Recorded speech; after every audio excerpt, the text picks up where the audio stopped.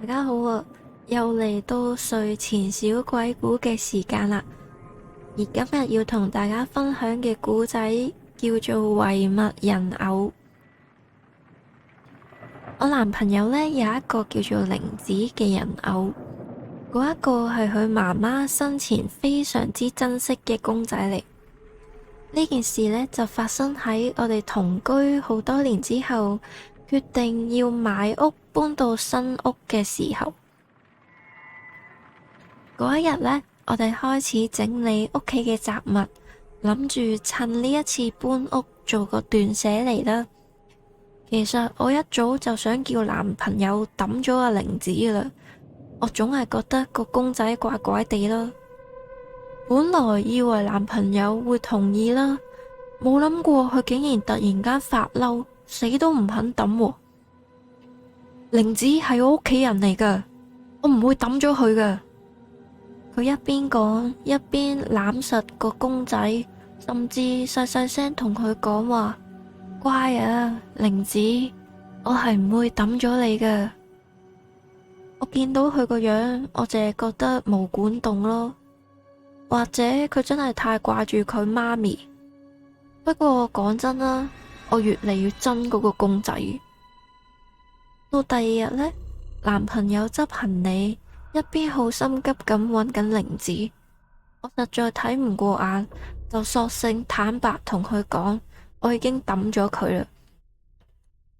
佢好嬲咁大嗌：你明知我有幾珍惜佢噶，嗰個係媽媽嘅遺物嚟噶。我都忍唔住答佢：咁你同玲子一齊生活咯，成日玲子咁，你有冇諗過我感受啊？佢公仔嚟噶咋。嗰場拗撬之後，男朋友終於妥協，話佢選擇咗我，願意放棄玲子。喺1個月之後，我哋搬屋嗰一日，搬屋公司嘅師傅將一件件嘅行李搬咗上貨車，我哋企喺門口向佢多謝嘅時候，架車啱啱準備開走，我突然間覺得雙腳好似俾啲唔知乜嘢向前拖咗一下，成個人撲咗喺地下。我好驚咁叫男朋友，但係佢完全冇反應，淨係向住師傅佢哋笑住揮手道別，而揸車嘅師傅都好似睇唔到我咁，架車就咁碌過咗我雙腳。我好清楚咁聽到骨頭碎裂嘅聲，劇痛令我喺度尖叫。呢個時候，男朋友先至醒一醒，衝過嚟跪喺我側邊，喺我耳邊細細聲咁講：咁樣我哋就一樣啦。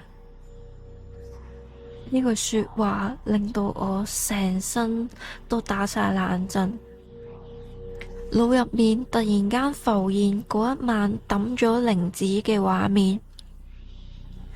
我趁男朋友瞓咗之後，將玲子偷偷地裝咗喺垃圾袋，但係因為個袋太細，點塞都塞唔入。最後我死死地氣拎起把鉸剪，直接剪咗玲子對腳，然後就夾硬將佢塞落個膠袋度抌咗佢。或者呢啲就係報應啦。之後男朋友變到異常地溫柔，對我極度愧疚，發誓話會照顧我一世。我哋最後都係結咗婚。某一日，我同佢返屋企探老爺，傾起玲子嘅嘢，冇諗過老爺驚訝咁講：嗰個公仔唔係買返嚟嘅，係當年起呢間屋嗰陣喺庭園挖地基嘅時候發現嘅。嗰陣呢個公仔俾佢封咗喺一個貼滿晒符咒嘅木箱入面。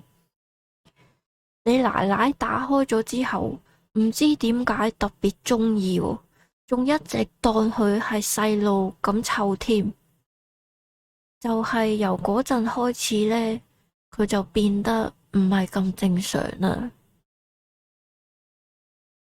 呢一個呢，就係今日嘅小故事啦，希望大家鍾意啦，完啦。